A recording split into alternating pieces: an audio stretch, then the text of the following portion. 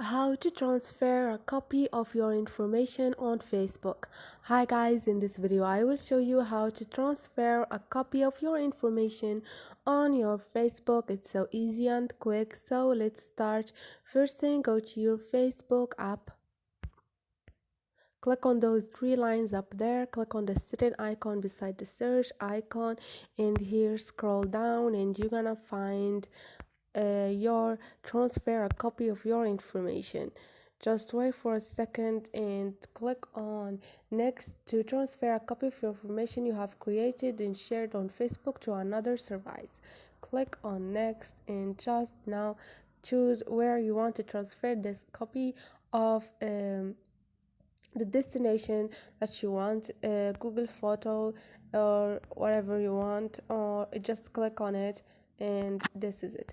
So hope this video was helpful to you. It's so easy and quick.